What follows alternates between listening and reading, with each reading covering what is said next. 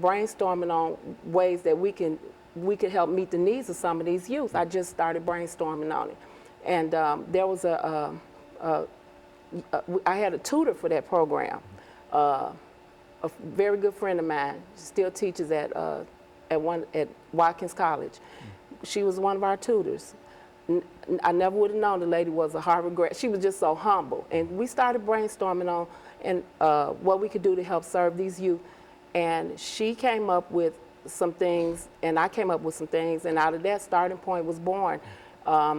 It's a work in progress, but what it really wants to do is meet the basic needs, be a bridge in the gap of services to youth that's exiting foster care, to collaborate and partner with other organizations in the community to get this done, because it is a very, very severe problem. About 30,000 youth exited out of foster care nationwide, and in Tennessee, 1,017 between 2012 and 13 exited out. Out of those 1,017 youth, 748 of those youth were eligible for what they now have called extended care, where they can, instead of cutting them off at 18, they extend the financial care to 21. But out of those 748 that exited out, only, I think it was maybe 301 that accepted the care. And so what happens to that other bit, you know, that has not accepted the care? A lot of these youth, after they've been through the system in so long, it's so traumatic.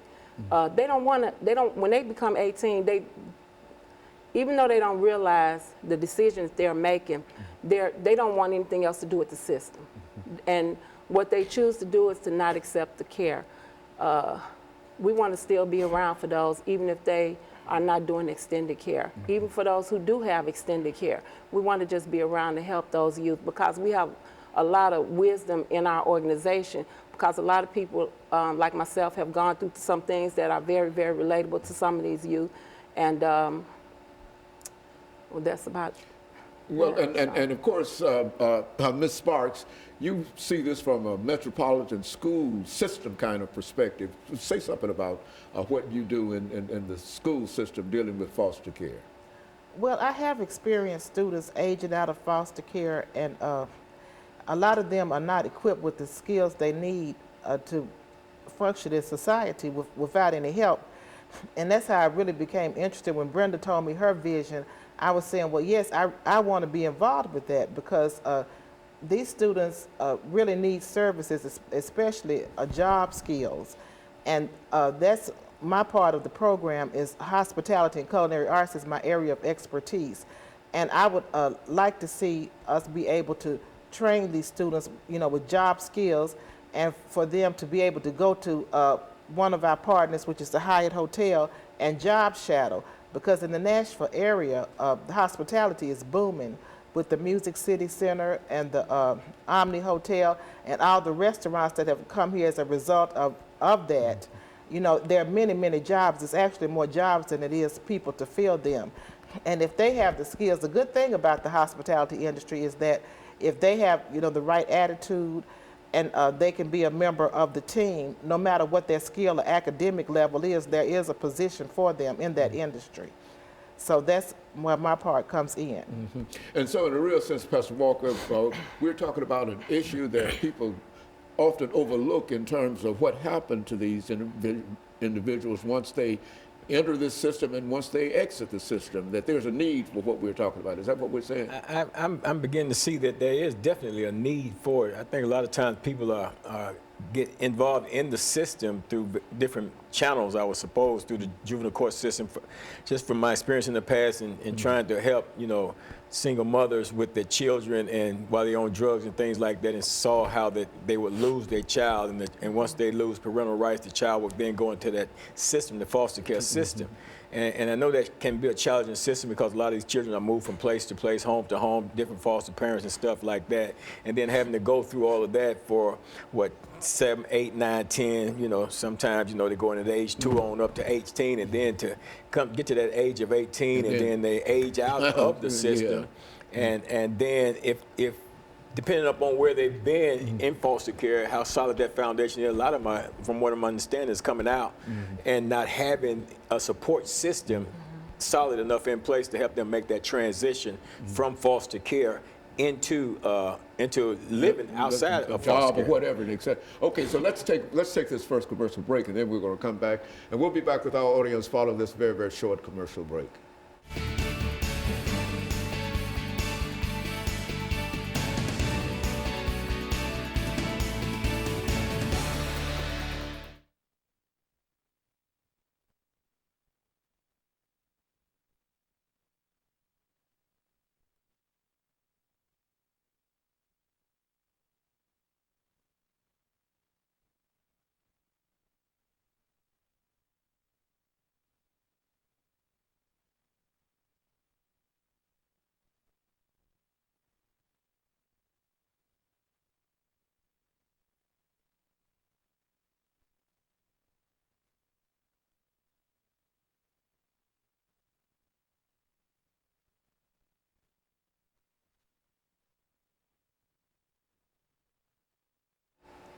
Thank you, and welcome back to the final segment of the show for today. We're talking about foster care and some of the barriers that people face once they complete or exit foster care. And our guests, Pastor Walker and Ms. Redmond and Ms. Sparks, are giving us some excellent information in reference to some of the issues that are involved in this whole issue of foster care. Let's go back to you, Ms. Redmond, since you've been involved in this process and you understand a lot about it, and sort of enlighten our audience in terms of some of the challenges that you see, and then Ms. Sparks will talk about how these individuals are operating within the school system, and then again, Pastor Walker will have an opportunity to sort of summarize up some of the things that we're doing. Okay, well, a lot of challenges I see that these youth are having. I'm a member of the Foster Care Review Board at Juvenile Justice Center down in Nashville, Tennessee, and without saying names, because there's so many cases, we've just formed a board that's focused on youth exiting out of foster care. I see a lot of issues with the kids, with some of the youth, that starts off with just having people involved in their lives that that really are concerned about the youth. That's love and care is you believe that's something that would be something that all of them would need. That's the biggest thing. If it's, I recently did some research and saw the little boy that went up in front of the church. He had on a suit that was borrowed. He's 16 years old. He was in the news everywhere, and he stood up in front of church asking for a family. And I think that's just what these kids want. They just want a true family. They just want someone to love them. They just want someone to guide them. And with that in mind, I think that more scrutiny should be paid attention to who brings these kids into their homes, even though there is a rigorous process to get those kids into the homes. But is the foster parent doing what they're supposed to do once the kid get into the home? Now that's the issue when they come to Foster Care Review Board that we see. Foster parents are compensated for keeping children, keeping these individuals. Is yes, that they what we're get a saying? board payment. They receive a payment, a board payment, which probably really isn't a lot, but in order for these kids to continue to be eligible for the payment after they exit out the foster care system, they have to be enrolled in a post-secondary school or either in an educational or vocational school in order for them to continue, so their housing, their placement won't be in jeopardy. So having a roof over their head won't be in jeopardy. Now, if the foster parent is not doing what they're supposed to do in order to help this kid get placed in a college or accepted in a university, that payment, when they graduate high school, is going to stop, that board payment, so that puts them at risk. And as a foster care review board member, those are just some of the concerns that we have, that everybody all around the board is doing what they have to do, and for these kids to be successful. And sometimes it's pretty sad to watch, because a lot of the kids they're it's, they're really dependent on their parent to They're just help them to get lost across. and don't know any directions, and it seems that they need the kind of guidance that Yeah. perhaps some of the parents are not providing. Ms. Sparks, dealing with the metropolitan school system, you've been involved with it from that perspective. How does the school system react in reference to these foster children? Well, a lot of times I think the children are not getting the services that they need within the school system. And I think that that's where a starting point, organizations like ours can, come in and serve like as a bridge between foster care and independent living.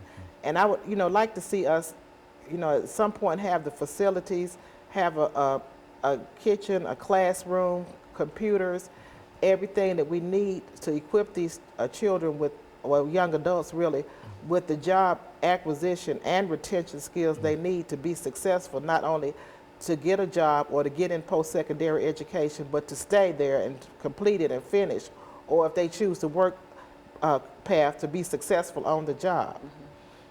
And so we're talking about a considerable number of children who might fall into that category, Right. and so it wouldn't be bad policy for the school system to sort of provide some kind of activity there that deals specifically with them outside of the rest of the students that are there. That is to Right. sort of zero in on that group. Is that what we're saying here, Ms. Redmond? Yeah, that's kind of sort of what we're saying. I've worked in family literacy programs, worked in community organizations, and even as I taught for 4 years.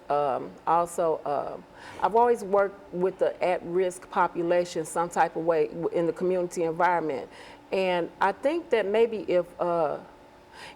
if we can identify that population, if we can go in and identify that population within the school system, maybe talk to some guidance counselors and start some type of family program within that would allow people to be able to see us and who we are and what we have to offer, it would really get more exposure out to that we just want to be a bridge in the gap in services. A lot of the programs, we have some great programs out here, but I don't think that, I know for a fact that this hospitality culinary program that we have in our organization is one that has been researched very thoroughly. We have formulated it according to stats and statistics and what's going on in Nashville as far as industry, as Ms. Sparks spoke about, is employment. And a lot of these children, they're not going to college right away. So what we want to do is just get them involved in some skill-based programs that will allow them to be able to become employed. I also researched recently some of the industry here, Kroger's, how many jobs. We offer a cake decorating class. I researched Kroger's and saw what they had to offer, what type of money that they pay for cake decorators. It sounds small, but it's always good to have something to fall back on. You know, they can even take it as far as doing private things for people and earn money. These programs are important, you know, to have skills that they can use. So. Ms. Sparks, the final statement in reference to what the Metropolitan School can do, and then we'll have Pastor Walker to sort of wrap us up today. But what else do you think that you might be able to do in the Metropolitan School system, even if it's only to identify some of the people that are involved in the system? How would the young people react to being identified as being part of the foster care system? Would there be a problem in reference to that? I don't think so, because usually they will tell you. The students that I have known that have been in foster care, the only reason I knew is because they told me they were in foster care, and it's been times that they've asked for help. You know, like we helped a young man last year who was a senior in foster care because he wanted to go to the prom, but he had no resources. So we helped him financially, you know, to get the resources he needed to go to the prom, which, you know, it doesn't seem like a big deal, but it really is for, you know, a young person that's a senior in high school. So I think what we could do in Metro is just embrace organizations like Starting Point Project, Inc. You know, just be open. If Metro would just be open and just embrace programs that just let us come in and help where we can. I think that would be the most important thing that they could do. Very good. And of course, Pastor Walker, let's sort of allow you to sort of wrap us up here today and think in terms of what the churches and perhaps other organizations might be able to do to make this widely known, more known than it is now. I think it would be important for churches in terms of getting involved and form partnerships with organizations like Ms. Redmond's organization to help bridge that gap, because I'm sure that some of the horrors that some of the youth experience in the foster care system itself, and then, as she said earlier, how people age out and they just want to get out of the system because of some of the things that may have gone through while in the system. At one point, I sat on the Davidson County Foster Care Review Board many years ago, and that was one of the things we did, making sure that these children was provided the services that they were supposed to be provided by the foster parents. In a lot of the cases, they were not being provided, and it was us to advocate on behalf of the youth. Very good. Let me thank the three of you for bringing that excellent information in reference to foster care, because I think it's something that not many people reflect upon. And so I want to thank you for that. And let me encourage our audience to tune in again next week for another informative edition of Comments. Thank you and good morning.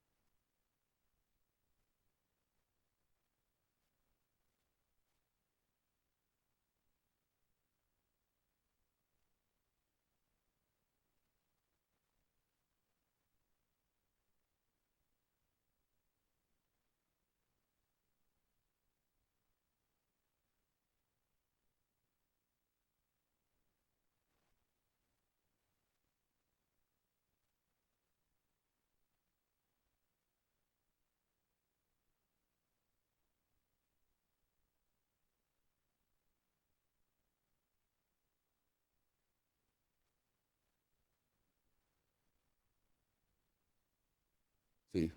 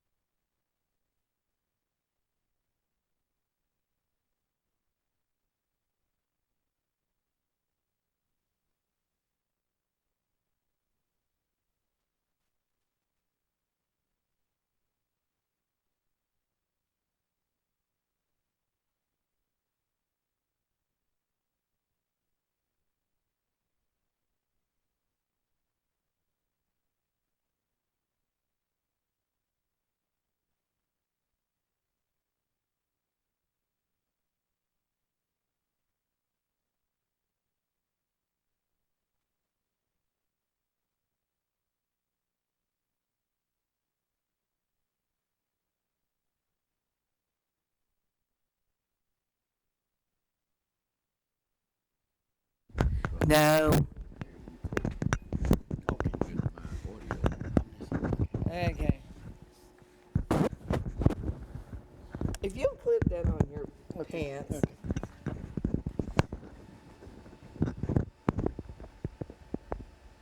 Okay. All right. And here we go. We are back in business. I have cables tucked in.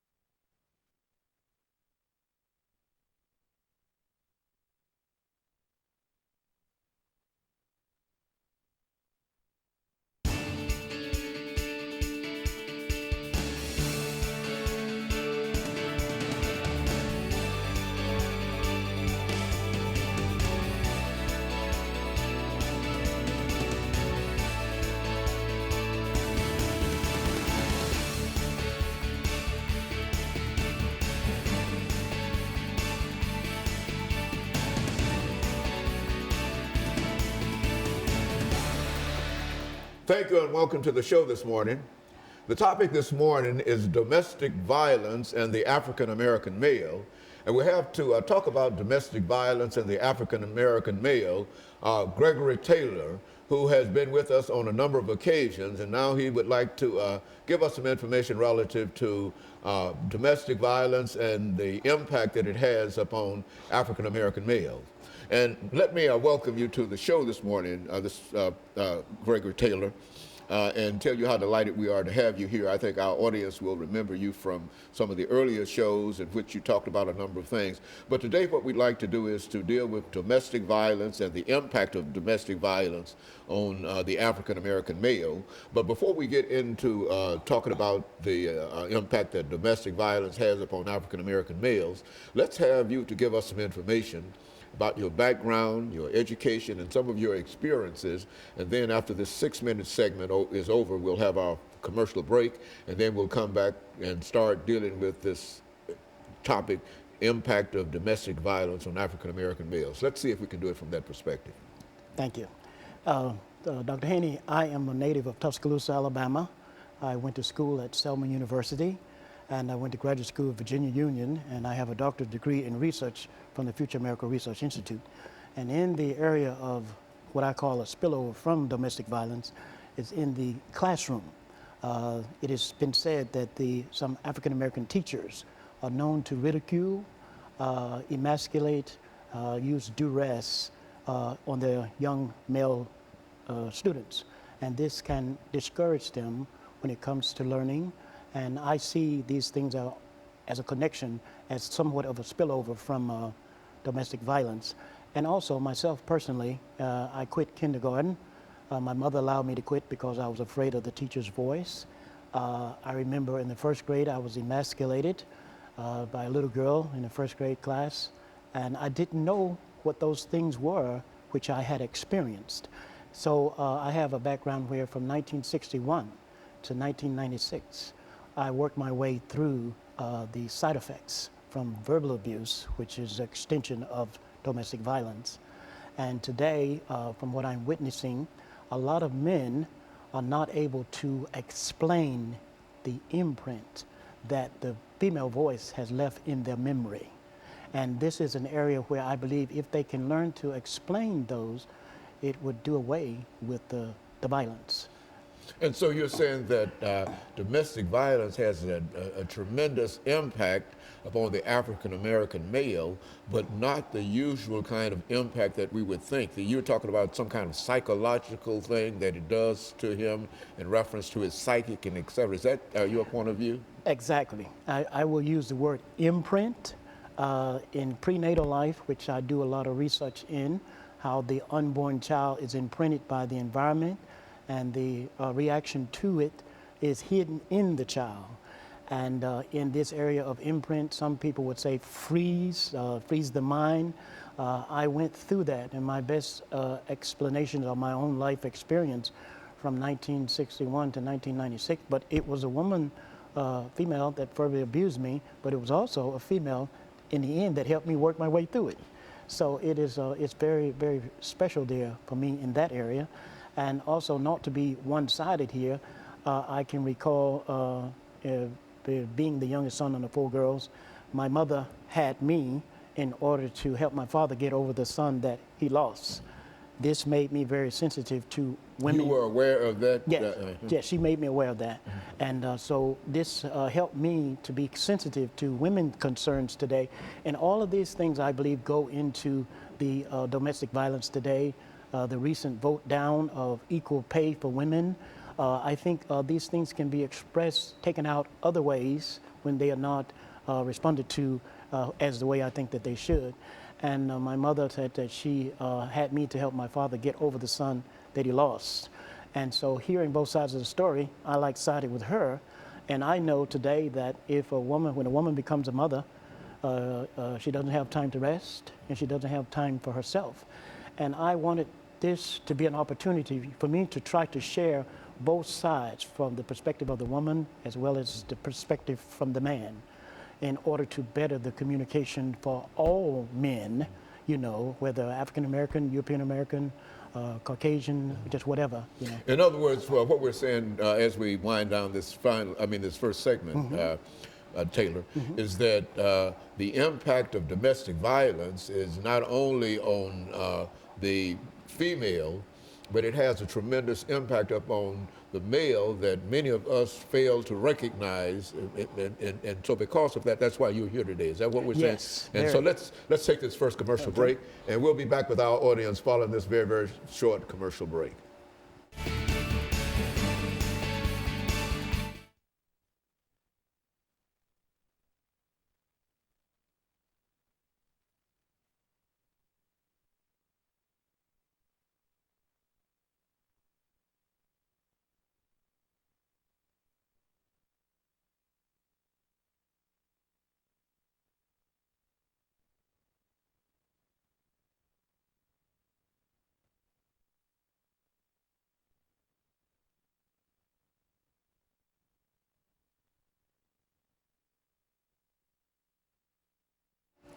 Thank you and welcome back to the second segment of the show for today. We're talking to Gregory Taylor, and his information has to do with the impact of domestic violence on African American males. And Taylor, I think that many of us, when we think in terms of domestic violence, we rarely think in terms of the impact that it has upon the male. We generally think in terms of the impact that it has upon the female. And I think that it has been well documented in terms of what it does to the African American female. I think they end up with bruises and splinters and et cetera in reference to it. But let's move on into the second segment to develop this idea that African American males are having a tremendous problem in terms of dealing with domestic violence. That is true, Dr. Haney. I can recall when I was living in Atlanta, a lot of the men who went to domestic counseling with their wives or girlfriends, they always told me that it was very one-sided. The counselor only wanted to know what they said. And this inspired me to started writing about this. Publisher David Smith of the Atlanta Bulletin newspaper wrote my first piece about domestic violence. He wanted to know why I felt it was necessary to share this. I said, from what I'm hearing, there's no leverage for the man or platform anywhere for him to share the effect that it's having on him. And not only that, is his ability to be able to explain the effect that it has had on him. Because from speaking from personal experience, I did not know how to realize, how to recognize. To articulate. Exactly. You know, did not realize how to recognize, how to articulate it. And it was a lady, you know, this was in 1996 when the Olympics was in Atlanta. She never gave up on me. She didn't criticize me. You know, she just listened to me until I was able to capture it and explain it.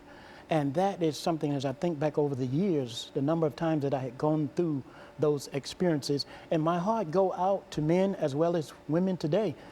In the area of, for instance, men are insensitive to women in the area of equal pay. You know, these things, and when she becomes a mother, she doesn't have the time to rest, or doesn't have time for herself. And then on the other side, there are men, as I sometimes say, we are suffering from our fathers' lack of understanding of our mothers, you know. And today we are having to find ways to work through this. I remember hearing Tom Brokaw saying at the commencements at Vanderbilt 3 years ago that the 21st century is the century of the woman. And I believe these things. And one humorous story, Dr. Haney, when I was in Atlanta, I had to have ear surgery. And I had to think about this, you know. And I said, well, in the beginning of the Bible, the Lord put the man to sleep and created the woman. I said, so I'm going to find a woman to put me to sleep. You know, it was just something about special for me to have a woman to put me to sleep, to bring me back, that kind of thing. But I just tried to draw from both sides to create conversation, bridge, so that it can prevent the violence. And my research is being used in Atlanta to help men who are incarcerated. They are able to use it, and it's like what I call a mental map to identify sounds. And some of the women who have read it, they said that it's like a mirror to them to see how they sound on paper. And the men are able to take a look at it and point out at some point in their life where they had this type of experience along those lines. Oftentimes, and I'm reminded that oftentimes when we talk about the impact of psychological things on African male or female, we often go back into the institution of slavery, indicating that these ideas have been laid down quite early, and we simply grow into them and whatnot. But now, could you, when you think about domestic violence, can you trace any of that back to an earlier part in which African males played a very, very small part in reference to the family? And that, can you do that in reference to what you're doing now? And does your research lend itself to that? I think I can. And it brings to my mind the research of Dr. Nkosi Ojonaku at the Future America Research Institute. This is where my degree comes from. Dr. Nkosi has done research showing how during slavery that it was important at a certain age, it was important for the mother to make the son dependent on the daughter. It was safer for them to do that, if you're following what I'm saying. But in the long run, what I find today is that can destroy the male at the same time of making him subservient, not creating in him an independent spirit to think for himself. And then too, Dr. Haney, I was at a lecture the other day at Tennessee State University, and in the audience, the speaker asked the question, how many men here who are single, grew up in homes of single parents, just a mother? And about 40-something hands went up. But I saw something that I had never seen before, and I think about President Obama, and I said to myself, these guys will have a better understanding of their mothers as well as the women in their lives than sometimes those of us who come up where there was a mother and a father in the home. Because I had to learn from both the mother and the father and learn from both of them in order to strive to become whoever it is for me to be. And that is the area what comes to mind when you share that. And so this issue of domestic violence and the impact that it's having upon African American males has a lasting impact upon them. Is that what we're saying? As you're indicating in your own experiences, Yes. that it lasted for a long time, and unless they can meet it from a different psychological point of view or know some more information in terms of their feelings and et cetera, it's very difficult for them to get over that impact. Is that what we're saying? Exactly what I'm saying, because I can even personalize it here. The little girl that verbally abused me in the first grade, this was 1961. I kept up with her even after we left school, you know, and I even dated her in the 12th grade. Even after we left school, I still kept up with her, and it was in 1984. I began to think and do research in these areas. I had been saved, and so I called her and shared with her what I was doing. I told her that I was writing a book about the experiences that I had had, and immediately she got angry. And the moment that she got angry, she said, "You remind me of my husband." And so when she said that, I didn't respond the way I did as a lad. And she said, "You're not the same person." I said, "That's true." I said, "I'm different." And I had gotten past that childhood verbal abuse, because at that age, I was like 5 and 6.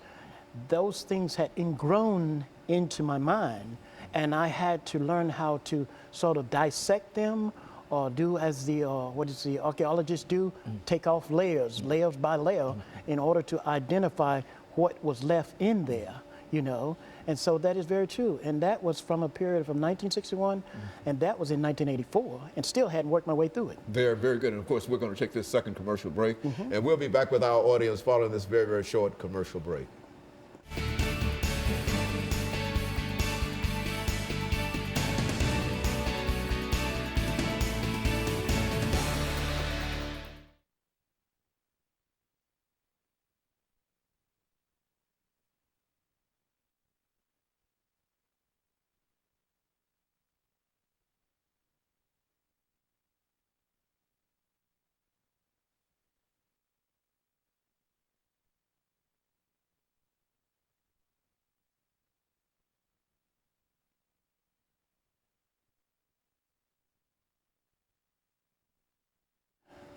Thank you, and welcome back to the final segment of the show for today. We're talking to Gregory Taylor, and the topic is the impact of domestic violence on the African American male.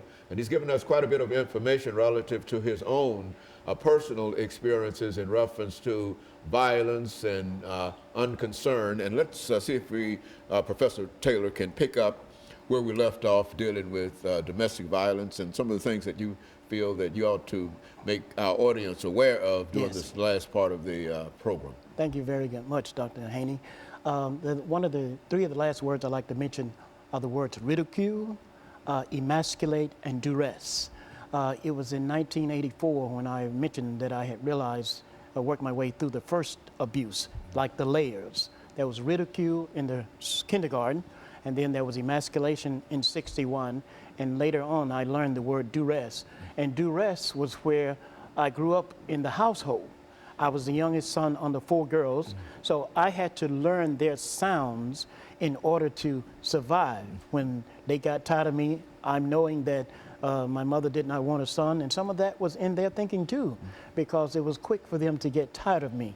But what I was able to do was to learn their sounds and learn that they were getting tired of waiting on me, taking care of me, this kind of thing, and they had lost a son before me.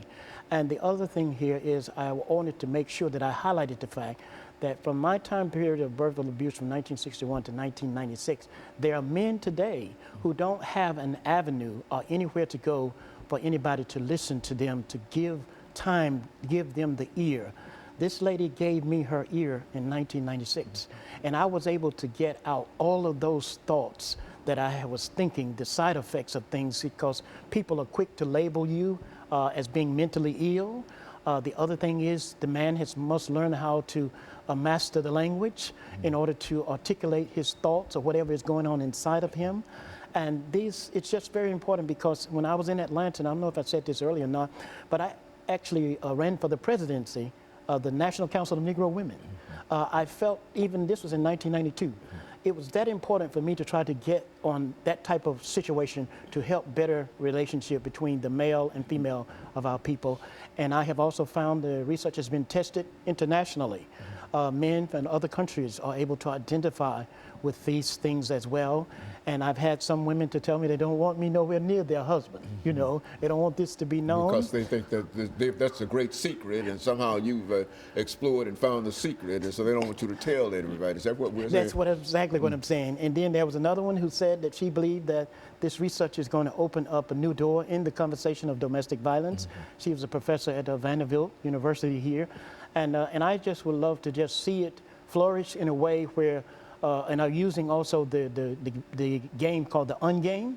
It is designed to develop interpersonal communications where people can share and feel safe, not ridicule, sarcasm, judgmental, and things of this nature.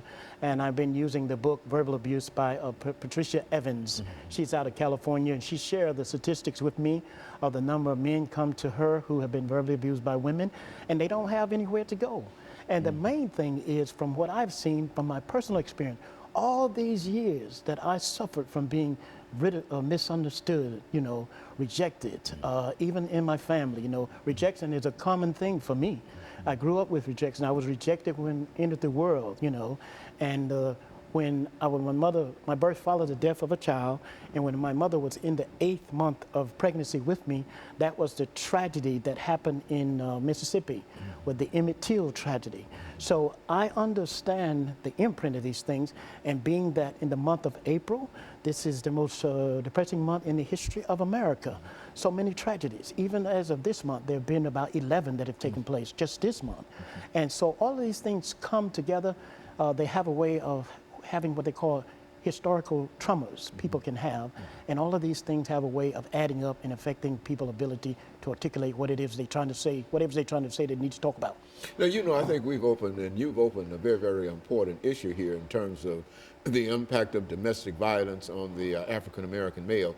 Now, where would you go from here? I mean, how would African-American males work their way out of such a box that they're in? I know yours was a long, drawn-out process, and it took many years. Yes. But how would you suggest that those individuals who feel that they have been verbally abused, that nobody's concerned about them, and that they don't have a word to say around the homes that they are in now, how would you suggest that they try to work their way out of some of the problems that you think that you've already identified in yourself?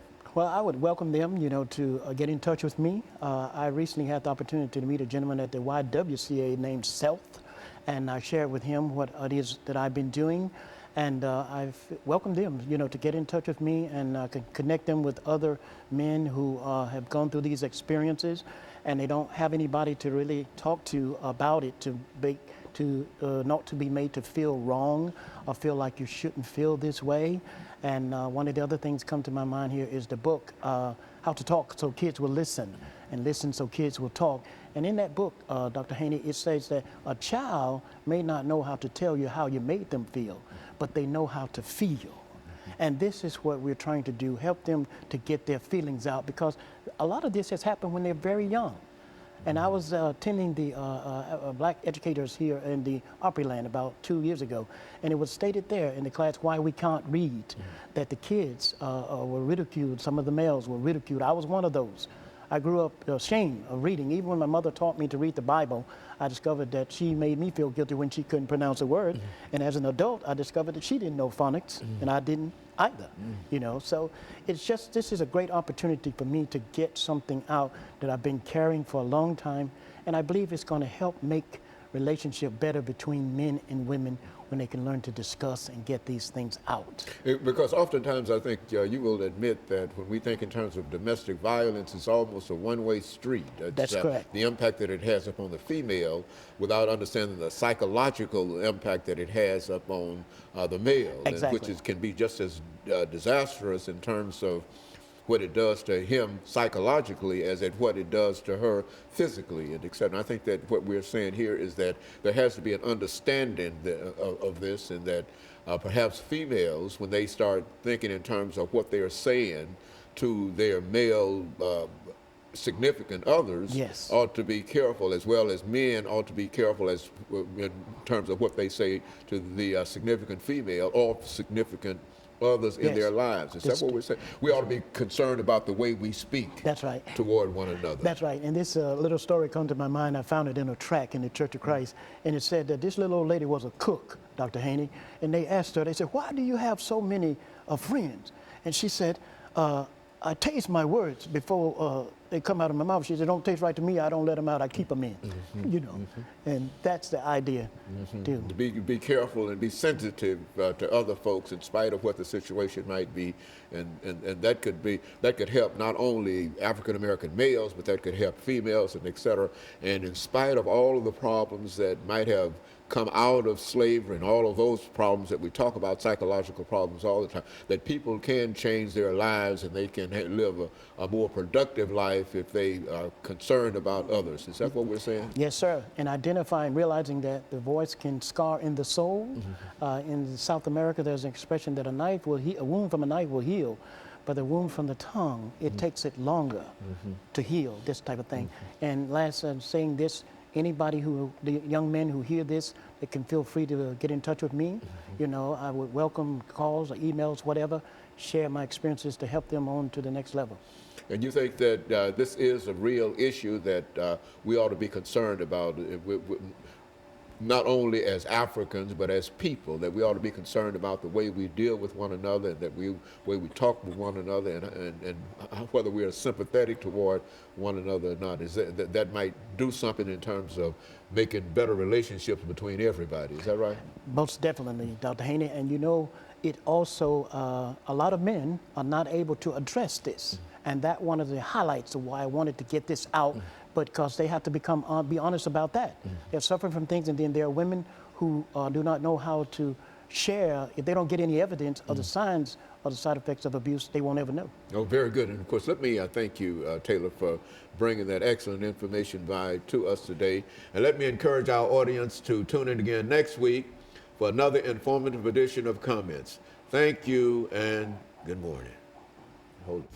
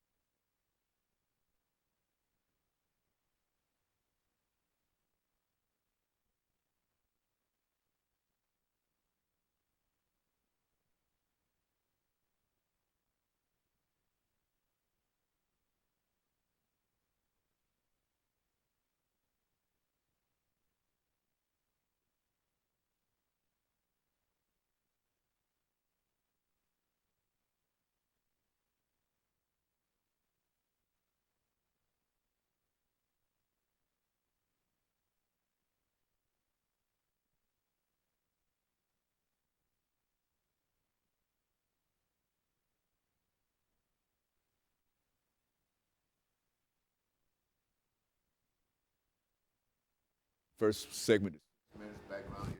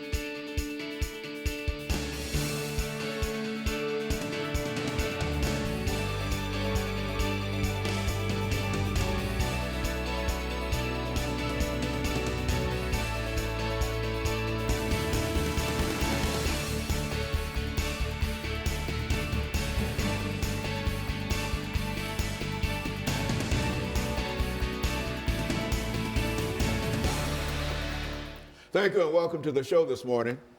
The topic this morning is the Civil Rights Act of 1964 and the assassination of African American leaders during the decade of the 1960s. And we have with us to talk about the Civil Rights Act of 1964 and the assassination of African American leaders, Dr. Lewis Baldwin, who has been with us on a number of occasions. And of course, Dr. Baldwin, let me welcome you to the show this morning. Thank you. And so I'm much. sure that you need, and I say this every time, no introduction because you've been with us from the very, very beginning. Yes, but I think that each time, Dr. Baldwin, you bring some additional insights into some of the things that we're talking about. And I think that since this year represents the 50th anniversary That's right, of the Civil Rights Act of 1964, we've had an opportunity to celebrate that. But at the same time, I don't think that we've had an opportunity to pull in That's this right. aspect of what we're talking about, and which is to say the assassination of African American leaders at this time, Exactly. and perhaps the impact that this had in helping to bring about those assassinations. That's Let's right. talk about that, but let's talk about Lewis Baldwin. Yes, And thank more you. specifically, what we'd like for you to do is to talk about some of the work that you've done dealing with civil rights and Martin Luther King and that kind of information during the first segment, and then we'll talk about the assassination and et cetera after this first segment. I should begin by saying that since 1984, it's been about, what now, 30 years since I actually started to do research on Dr. King and the civil rights movement. And since that time, I've been involved with 11 publications, books on Dr. King. I've authored 5. I've edited a couple of books and have been, of course, a co-author or a co-editor of 5 other books. So I've been involved in this kind of scholarship for more than 30 years. And I've been very interested not only in Dr. King's contributions to the civil rights movement, but also contributions of Thurgood Marshall, others who were involved in litigation, the court system, because I think the civil rights movement was fought on a number of different fronts, not simply the social activism of Dr. King and the SCLC, but also people like Thurgood Marshall, who was a part of the Supreme Court, and people like Adam Clayton Powell Jr., who was involved in politics. So I think we have to understand that the civil rights movement was fought on several different fronts. And my scholarship has really been about that kind of thing, how the movement unfolded on several different fronts. Very good. Now, in terms of the topic that we're going to deal with today, the Civil Rights Act, let's talk about the Civil Rights Act from the perspective of what was the situation prior to 1964 in terms of what you might describe as civil rights. Exactly. When you look at the period prior to 1964, we have to take into account deeply entrenched patterns of Jim Crow in the South. Now, we know that going back to 1866, you get your first Civil Rights Act. And that Civil Rights Act, of course, was actually about establishing the citizenship, not only of whites, but of other minorities, of minorities in society. In 1875, you get your second Civil Rights Act, which actually is the first Civil Rights Act that dealt with public accommodations, that blacks should be treated fairly in inns and on public conveyances, on water and on land and eateries. 1957, you get your third Civil Rights Act, which creates a Civil Rights Commission. And in 1960, you get a fourth Civil Rights Act. But the most comprehensive one was the 1964 Civil Rights Act, which, of course, prohibited discrimination in employment, which meant that labor unions and employers had to hire and fire people without references to race or color. And that 1964 Civil Rights Act also had a lot to do with education. It meant that there would be federal oversight to make sure that discrimination did not occur in schools, that voting rights would be extended without literacy tests and poll taxes, that public facilities like swimming pools. And Dr. Ball, let us take this first commercial break, and then we'll get back to where you are now. And we'll be back with our audience following this very, very short commercial break.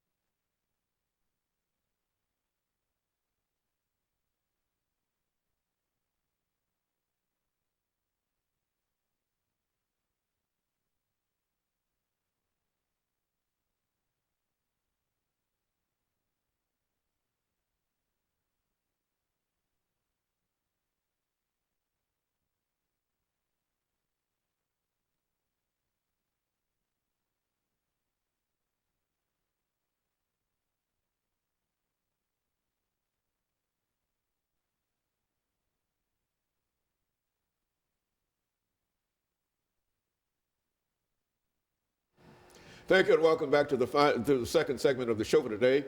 We're talking to Dr. Lewis Baldwin from Vanderbilt University, and he's given us some information in reference to the Civil Rights Act of 1964 and the assassination of African-American leaders during the 1960s. And Dr. Baldwin, let's see if we can pick up from where you left off dealing with the evolution of civil rights in the United States, and the most important one, while we celebrate the 50th anniversary of that act this year, let's talk about it from the perspective of the impact that it had upon the violence that came as a result of it and the death of these African-American leaders. Yeah, that's a very good question. I had talked earlier about how this Civil Rights Act of 1964 was part of a whole history of civil rights acts.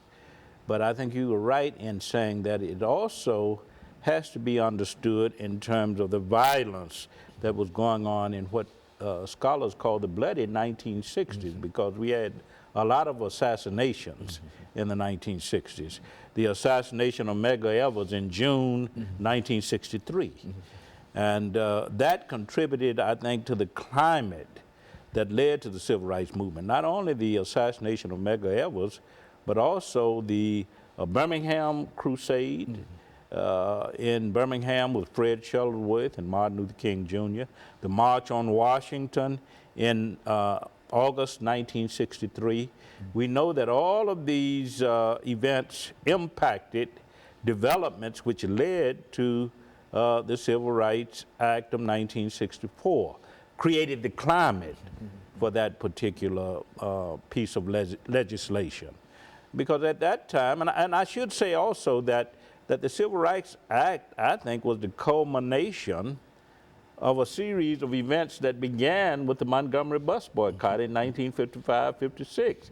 Because if you look at the bus boycott, you'll note that it was about access to public accommodations. The right to ride the city buses without what? Without being Jim Crowed, Put in the back abused, physically attacked. So I like to think of the Civil Rights Act of 1964 as the culmination of almost a decade of struggle. And not only that, as you said, the assassination of figures like Medgar Evers in 1963 sort of helped create the climate for the passage of the Civil Rights Bill of 1964, which interestingly enough was the most comprehensive, as I said, of the Civil Rights Bills going back to the late 19th century, because this bill, of course, dealt with job discrimination, it dealt with education, it dealt with voting, it dealt with not only public accommodations, but also public facilities, arguing that there should be no discrimination at all of these levels.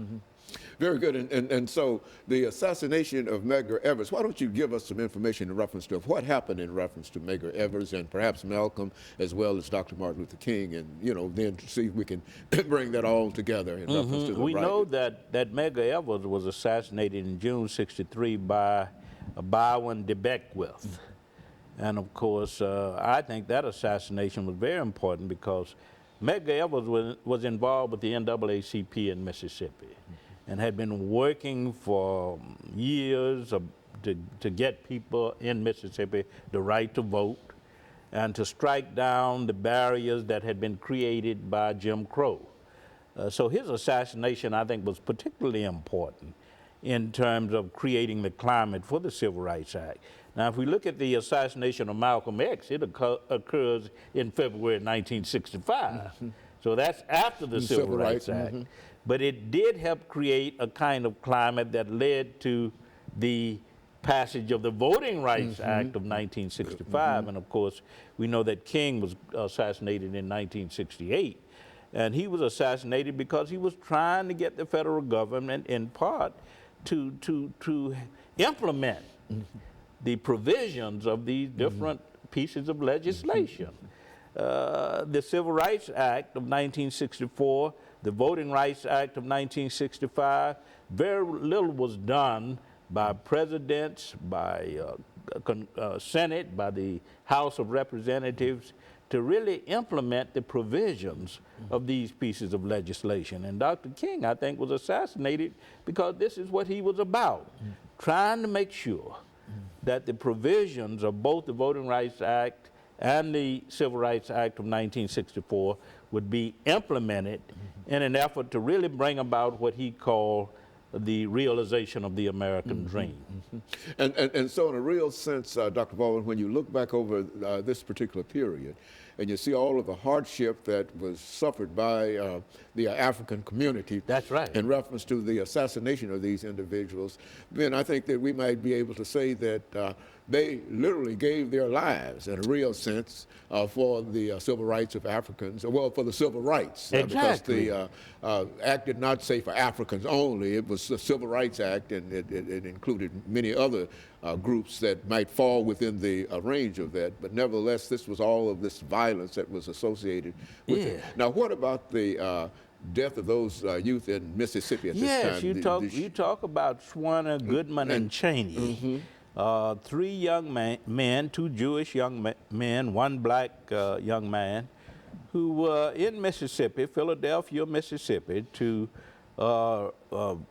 educate black people, to put in place a strategy for registering them to vote and that kind of thing. They were killed. And of course, we know that that was a very tragic time in the history of the civil rights movement. And they were martyrs in the cause for civil rights, to bring about this kind of civil rights bill that we are talking about in 1964. So you not only talk about the assassination of Medgar Evers, you have to take into account the murder of Goodman, Cheney, and Swerner, because they too were very much a part of this effort to create the climate for the Civil Rights Bill. And I think what is more important in reference to this, one minute, what is important in reference to this is that it's the violence in a real sense that helped to propel all of this act, and still today we find that after having the right to vote and et cetera, say something over the last 10 seconds about what we should do in reference to exercising these rights. I think it's ironic that, you know, you notice in our society today that there's an attack on many of the civil rights gains that came in the 60s. We know about the attack on voting rights, the call for voter IDs, et cetera. And I think we need to renew ourselves in terms of a sense of where we should go in terms of fulfilling Dr. King's dream and others' dreams. Those who gave their lives ought to be worth us fighting for and voting for now. Exactly. And let me thank you, Dr. Baldwin, and let me encourage our audience to tune in again next week for another informative edition of Comments. Thank you and good morning.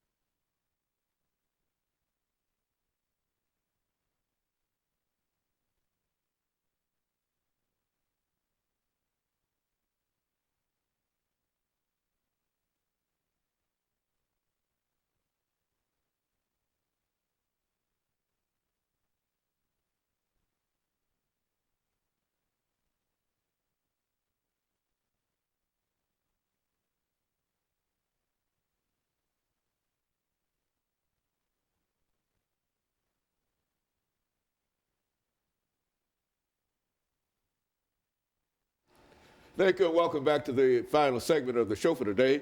We're talking to Dr. Lewis Baldwin, and he's talking about the Civil Rights Act of 1964 and the assassination of African-American leaders during the decade. And Dr. Baldwin, I think you've already given us some excellent information in reference to the assassination of the various African-American leaders associated with civil rights and et cetera. But let's look at what is going on now in American society. And while there might not be that much controversy over the Civil Rights Act, especially public accommodations, we do find that we do have some real issues in terms of the 15th Amendment to the Constitution. That is the Voting Rights Act, not the 15th Amendment, but as it was passed, the Voting Rights Act of 1965. Yeah, let's talk about it from that perspective. Yeah, I think also with the Civil Rights Act of 1964, there's still discrimination in employment. There's still discrimination in educational opportunities. Having taught at a university for 30 years, I can attest to that. There's still discrimination on many levels in our society. So the Civil Rights Act of 1964 really hasn't been followed or embraced to the letter. That's the first point I would want to make, and because it's one way of saying that we need to continue to push for the full realization of the provisions of the Civil Rights Act of 1964. Also, the Voting Rights Act of 1965. We know that there are many states now led by Republican governors that require voter IDs. There are restrictions on voting practices, et cetera. And so we need to realize that the Civil Rights Act of 1964 and the Voting Rights Act of 1965, we are still trying to make sure that we as Americans live out the fullness of what these pieces of legislation are about. We still have not fulfilled the promises embodied in these pieces of legislation. So that's my concern, is how we view the legacy of the Civil Rights Act of 1964. It is a legacy of promise, a legacy of hope, that we should be about inclusion, not exclusion. And of course, the Civil Rights Act of 1965, we should be about complete political enfranchisement, not excluding people from the voting processes, not excluding people from the right to hold public office, et cetera. And so that's a curious kind of thing to talk about limiting the participation. It appears to me that up until quite recently, we were thinking about how do we expand the franchise so that more people can participate in it. And now I think the president made some statements in reference to that about it really does not seem to be a good policy to think in terms of eliminating your vote. People that might vote for you, even people who might vote against you, that's still not a way to really be successful in terms of the electoral process and convince everybody that this is a real democracy. Exactly, and we often forget that not only the Voting Rights Act of 1965, but also the Civil Rights Act of 1964 dealt with voting, because the Civil Rights Act of 1964 prohibited the use of literacy tests, poll taxes, and other vehicles that had been used to prevent people from voting.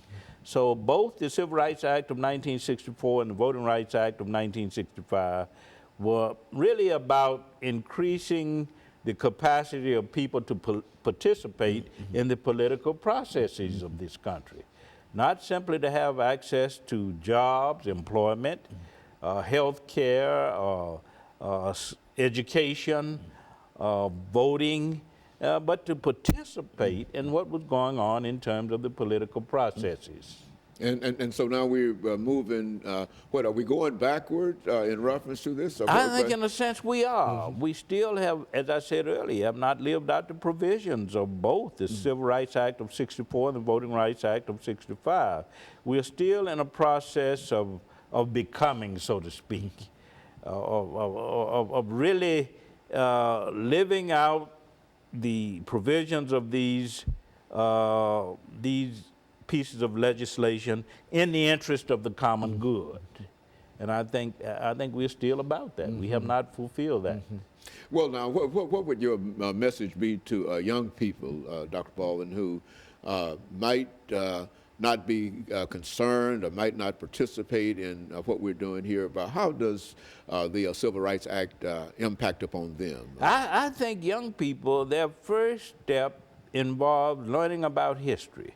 So many of our young people are unfamiliar with what went on in the 1950s and 1960s. They have to have a sense of history. It's about consciousness raising. If they don't know what the Civil Rights Act of 1964 was about, if they don't know what the Voting Rights Act of 1965 was about, then they have no sense of history, and they cannot build on what people in that day provided. And they don't understand what we're saying now about how important the suffrage is, and you really don't know how important it is until it has been denied you. Exactly. Dr. King and others laid the foundation. And now we have to find a way to build on the Civil Rights Act of 1964, the Voting Rights Act of 1965, creative ways of building on these pieces of legislation and also advancing the cause